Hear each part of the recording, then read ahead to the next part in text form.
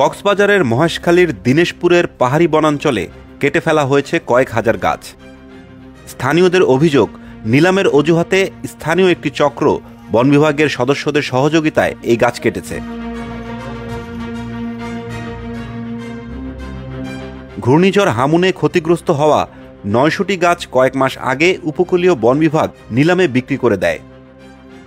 স্থানীয় পরিবেশ কর্মীদের দাবি, নিলামে গাছ বিক্রির মাধ্যমে অসাধু চক্রকে বন উজাড় করার সুযোগ দিয়েছে উপকূলীয় বন বিভাগ। গাছ কাটার সাথে জড়িত এই চক্র গাছ পরিবহনের জন্য পাহাড় কেটে প্রায় ২.৫ থেকে ৩ কিলোমিটার কাঁচা রাস্তাও বানিয়ে নিয়েছে বলে অভিযোগ উঠেছে। গাছ কাটার ব্যাপারে জানতে চাইলে উপকূলীয় বন বিভাগের সহকারী বন সংরক্ষক শেখ আবুল কালাম আজাদ বলেন, না কয়েক হাজার হওয়ার তো আমার মনে হয় না এরকম হওয়ার কোনো সুযোগ আছে। এখন হচ্ছে আমি আপনাকে বলি, আপনার সেটা হচ্ছে ওইখানে অনেকগুলি গ্রুপিং থাকে, বুঝছেন, যে নিলামে একটা ব্যবসায়ী পায়, আরেকটা ব্যবসায়ী পায় না, তখন অনেক সময় করে একজন আরেকজনের ভিতরে অভিযোগ করে, আবার সত্যও হইতে পারে, পুরোটা অসত্য তা না।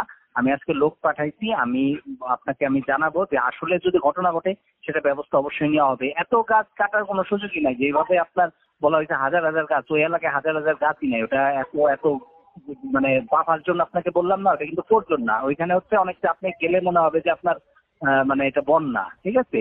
ওরা হয়তো ওই ছবি এমন ভাবে তুলছে, ওটা আসলে বাফার জন্য। ওইখানে হাজার হাজার গাছ কেটে নিয়ে যাবে, এত গাছই নেই এখানে, বুঝছেন।